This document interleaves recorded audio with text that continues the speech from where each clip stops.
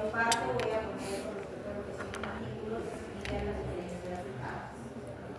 Ya vengo haciendo el examen, ya vengo haciendo las preguntas.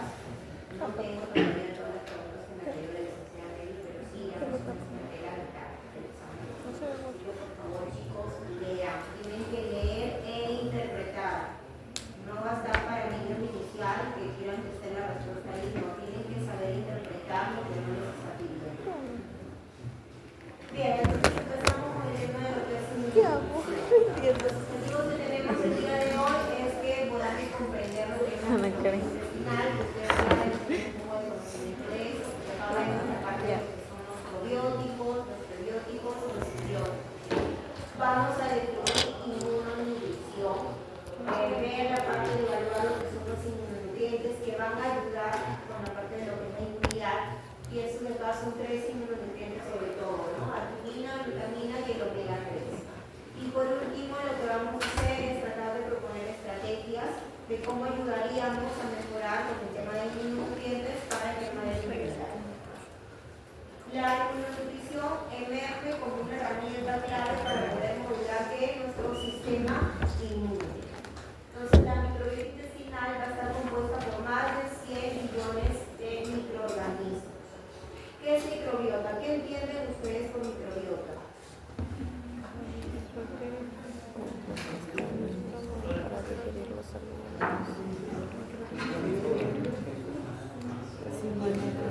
Bacterias.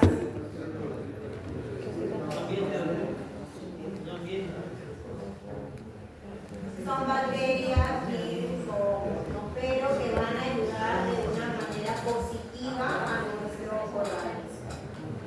Entonces, cuando existe un desequilibrio de esta microbiota, que ese desequilibrio se conoce como disbiosis, es cuando empieza a asociarse ya lo que son las enfermedades infecciosas, autoinmunes y también lo que son las enfermedades.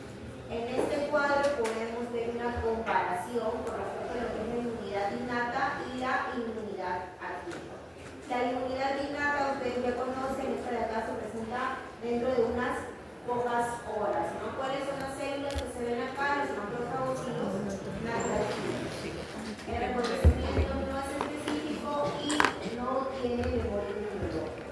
Mientras que la inmunidad adquirida va a tener una memoria inmunológica, ya hay un reconocimiento por la misma memoria que tiene, las células que trabajan acá son un dispositivo stable y esta de acá sí tiene una respuesta lenta, ¿no? Una respuesta que se da en días.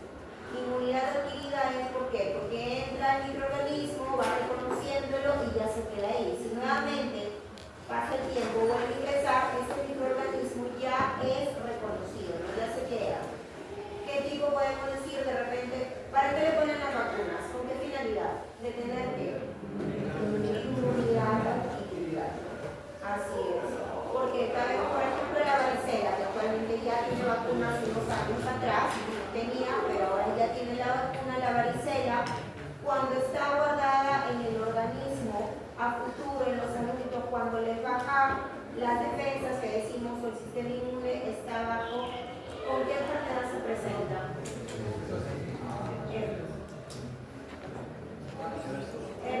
Bueno, con el herpes zóster, no sale de la misma manera, es conocido como el herpes zóster, que puede dejar algún tipo de secuela.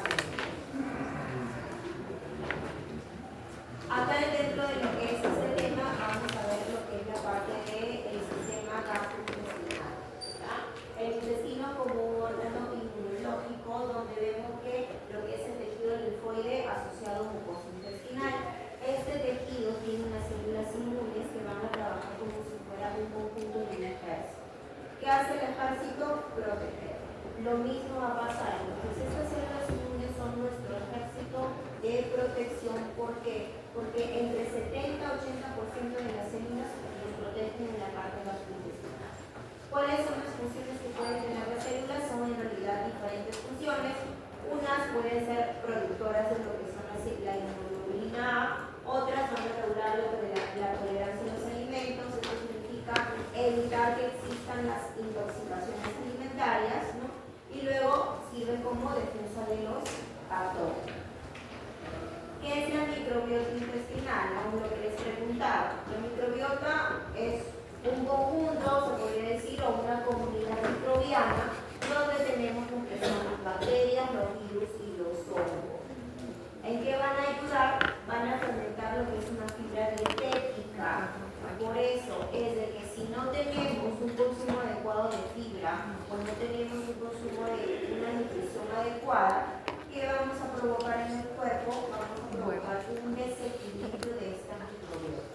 ¿Cómo se llama el desequilibrio de la microbiota? Disbiosis. Porque la microbiota en que nos ayuda en la regulación de lo que es la inflamación y el metabolismo. Y ahí es cuando interactúa lo que es el eje intestino-cerebro, así como teníamos el eje hipotálamo hipoficial. La famosa disbiosis, que es la alteración de esta microbiota. ¿Qué pasa? La disbiosis es como si tuviéramos nosotros un campo, pero que está lleno de mala hierba. ¿Qué pasa cuando hay un campo de mala hierba? ¿Qué provoca? Menos cultivos.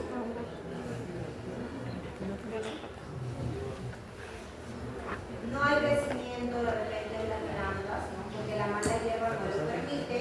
¿Qué más?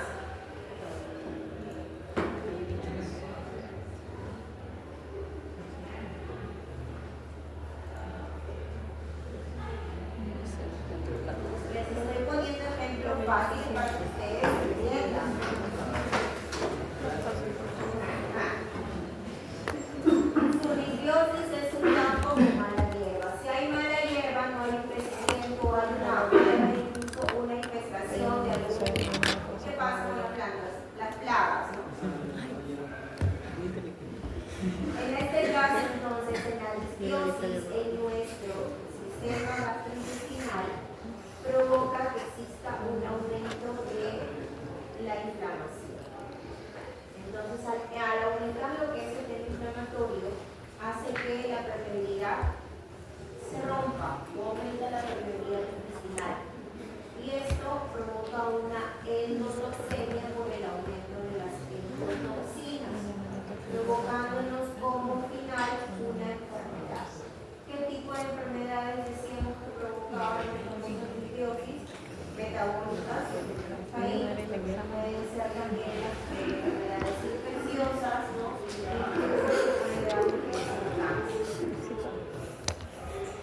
Es por eso que nosotros tenemos que ver el tema de lo que es nutrición. Y acá entra de marco lo que son los probióticos. ¿Qué son los probióticos? Son microorganismos vivos. Son microorganismos vivos que cuando son administrados en cantidades adecuadas van a beneficiar la salud. ¿Cuáles son los mecanismos de estos probióticos? Compiten con los patógenos, producen lo que es las medicinas y refuerzan la barrera intestinal. Entonces, ¿qué significa? Que estos probióticos pueden funcionar como si fueran fármacos. Tienen un efecto farmacológico dentro de nuestro organismo. Existen 3 probióticos que son los más estudiados, que les estoy poniendo en el cuadro, pero de los cuales los 2 primeros son conocidos como los probióticos veteranos. Fueron los pioneros, los primeros que salieron. Y donde se ve que estaban indicados este tipo de probióticos en lo que eran las diarreas infantiles o las diarreas provocadas por antibióticos. Existen antibióticos que en algunas personas, no en todos, reaccionan de la misma manera, pero les puede provocar diarrea. Entre ellos la amoxicilina, la citromicina, ¿no? Que muchas veces lo dan, a veces no sé si han escuchado que amoxicilina indica también para problemas gastrointestinales, pero en algunos pacientes lo que provoca es una diarrea. Es el mismo antibiótico, porque está que barre con la barrera natural que tenemos. Y ahora los prebióticos. Los probióticos son organismos vivos. Los prebióticos es como si fuera el alimento de estos probióticos. Son sustratos que no son digeribles, que benefician selectivamente microorganismos hospedadores. ¿Cuáles son estos microorganismos hospedadores? Los probióticos.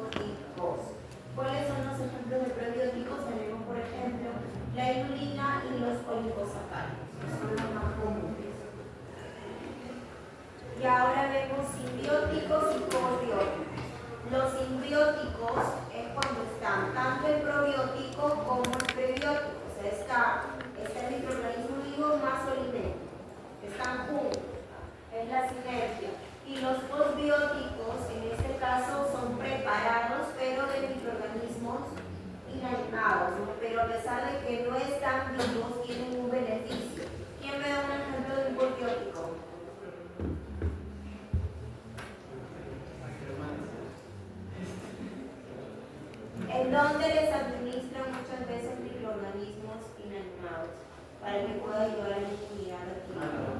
En las vacunas, hay vacunas que son de microorganismos atenuados y hay vacunas que son de microorganismos. El término ahora tal, como les decía, inmunonutrición. ¿Qué va a ser la inmunonutrición? Va a ser el uso de estos nutrientes, pero que estos nutrientes van a tener un efecto farmacológico. Es como si nosotros estuviéramos administrando algún medicamento, pero en este caso es un nutriente que va a ayudar.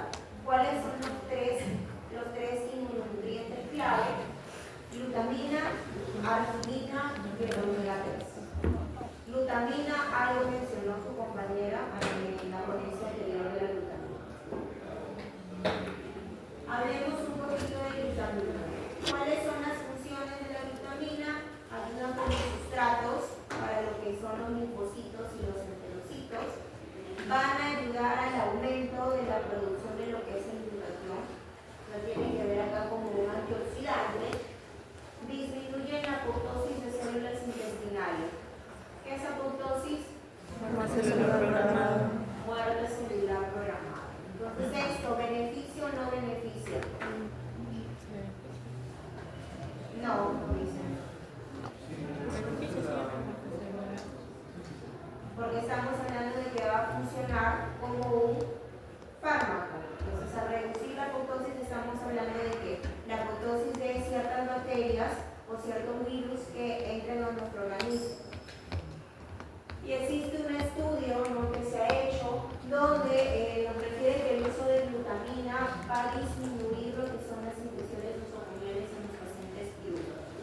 Más adelante les voy a mostrar lo que es el uso clínico de la glutamina y ahí van a poder ver, ¿no?, según los estudios que han habido, que si se usa en pacientes que van a ser sometidos a cirugías y esa glutamina se usa previamente, va a ayudar incluso a que la estancia hospitalaria sea menor. La arginina nos refiere que tiene dos vías metabólicas. Una vía que nos va a producir lo que es el óxido nítrico, ayudando en lo que es la vasodilatación y la citotoxicidad microbiana, y la otra vía es donde se producen lo que son las poliaminas. Esto de acá va a ayudar en la proliferación celular. Entonces, si la arginina nos ayuda con la proliferación celular, ¿en qué pacientes ustedes administrarían arginina?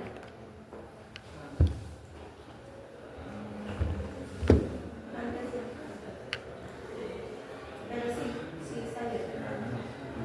¿Qué más? ¿Qué es proliferación celular? Va a generar donde necesitan que haya una mayor generación de células. Heridas, exacto.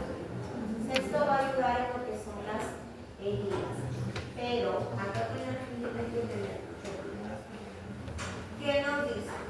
Que si nosotros damos arginina en exceso, en lugar de que sea beneficioso, va a ser todo lo contrario. ¿Por qué? Porque nos puede agravar el proceso. En sus últimos momentos. Usted tiene que dar las cantidades exactas. No, algunos que Bueno, están no pueden tomar más, no como el antibiótico, ¿no?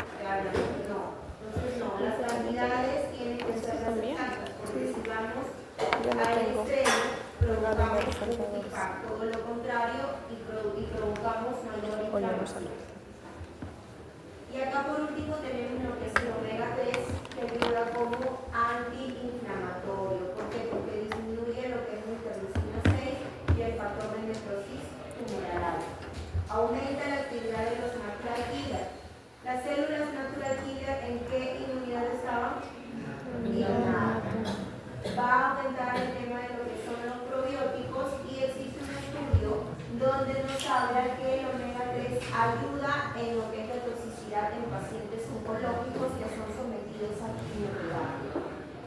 ¿Qué nos refiere el omega 3? Que nos ayuda a disminuir los síntomas, los efectos secundarios de la quimioterapia, como por ejemplo las náuseas y la fatiga. Justo lo que les había mencionado, ¿no? ¿Cuáles son las implicaciones clínicas mencioné, teníamos que era la glutamina.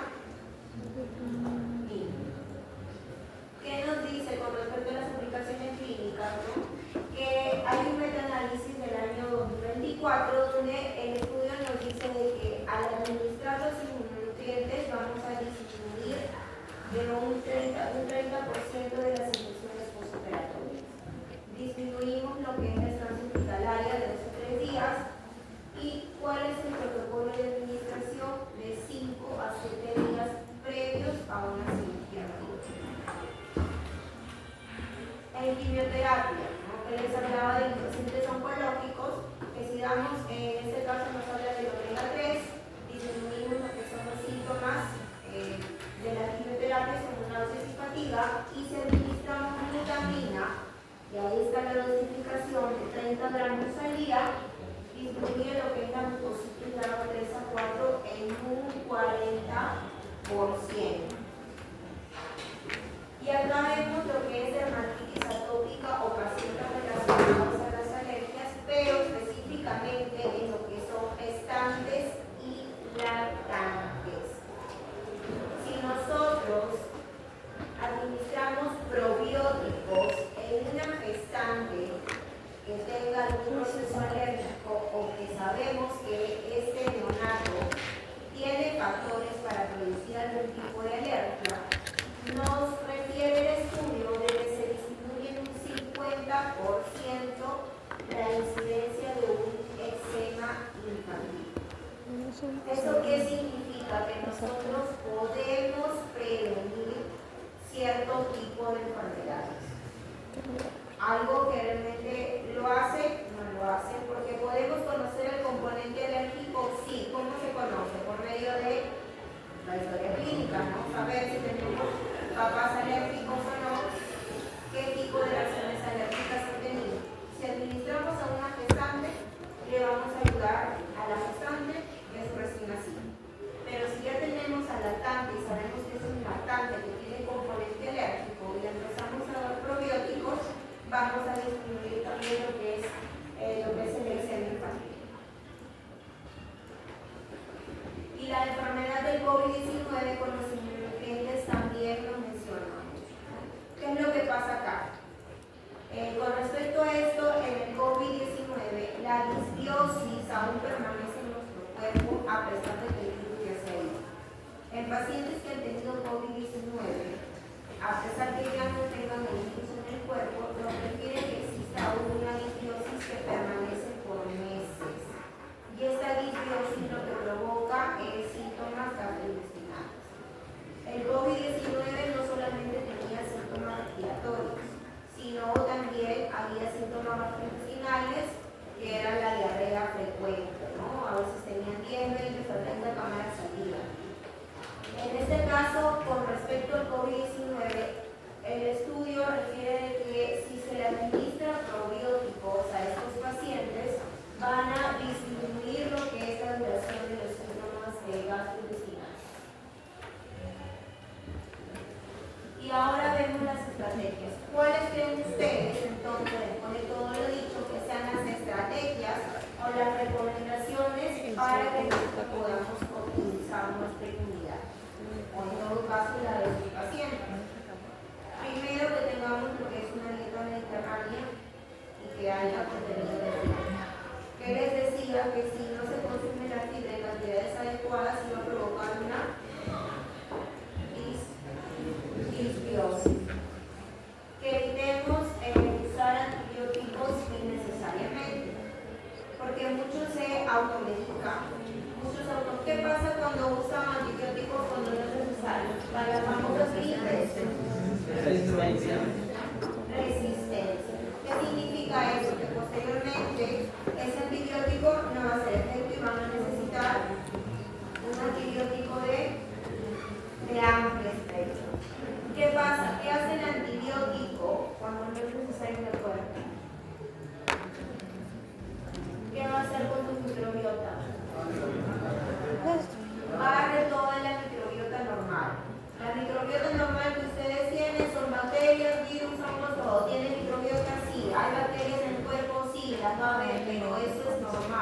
porque es una barrera que está ayudando a proteger. Entonces, evitar el uso de antibióticos innecesarios, suplementar con probióticos específicos, de lo que ya hemos hablado. En este caso estamos hablando de, podemos administrarle probióticos a las gestantes, a los tratantes, a pacientes oncológicos, cirugías mayores previas, y eso les va a ayudar. Y por último, manejar el estrés. ¿Qué pasa cuando estamos estresados? ¿Qué se produce en el cuerpo? Así, ¿qué se están produciendo ahorita ustedes? Cortisol. ¿Qué hace el cortisol?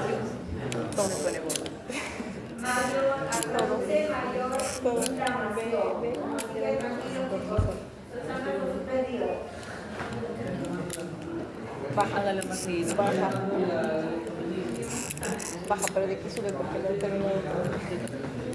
Y para terminar, vemos acá lo que es una tabla resumen de los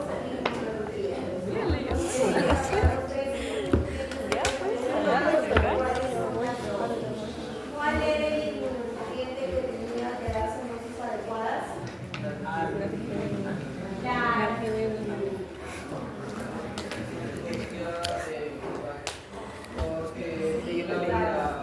había una mayor inflamación.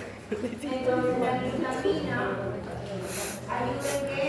En lo que es cirugías y quimioterapias. Arginina es para las heridas y las quemaduras, ¿por qué? Porque ayuda en lo que es la recuperación celular. Y el omega 3 es una inflamación crónica y también para te ayudar el omega 3. ¿Dónde se usaba?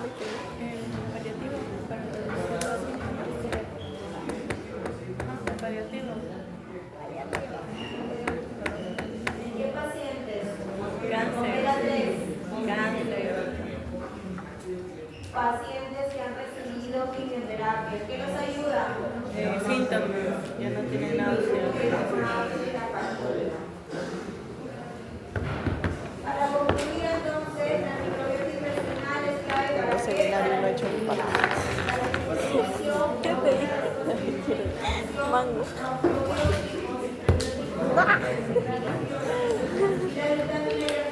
¿Micha? Ay, no. Dice que cuando te gusta alguien te pareces a él.